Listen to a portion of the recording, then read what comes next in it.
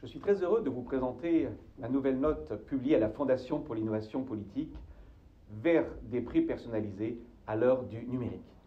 Lorsque nous allons sur Internet, nous laissons de multiples traces par notre comportement, des données très personnelles, que ce soit sur un site comme Amazon, que ce soit sur Facebook, lorsque nous sommes sur un réseau social. Toutes ces données sont bien sûr accumulées et elles permettent d'en savoir finalement beaucoup sur nous-mêmes et notamment sur notre capacité à payer pour un certain produit. Et bien demain, que pourrait-il se passer?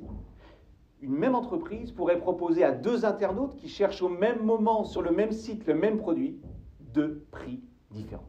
Ça serait une véritable petite révolution, car n'oublions pas que toute l'histoire récente du commerce est quand même fondée sur l'idée qu'il y a un prix pour tout le monde. Lorsque vous allez au supermarché physique, il y a bien un seul prix pour la tablette de chocolat. Et bien dans l'univers dont nous allons parler, on pourrait imaginer qu'il y ait finalement autant de prix qu'il y a de clients. C'est technologiquement possible.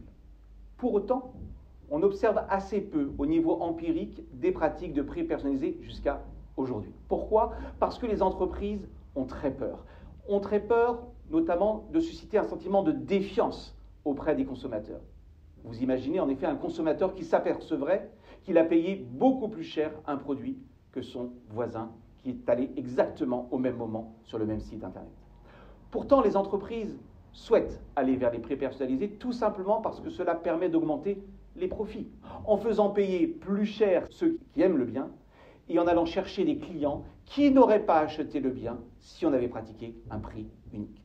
On a donc une tentation très forte des entreprises d'y aller. On a une possibilité technologique. Tout le sujet est aujourd'hui de savoir comment les entreprises vont tenter de faire des prix personnalisés sans susciter la défiance. Eh bien, la réponse réside peut-être dans des méthodes indirectes. Ce peut être des coupons personnalisés. Tel internaute se verra proposer une réduction et pas tel autre. Ce peut être également des classements différenciés lorsque nous faisons la même recherche sur Internet.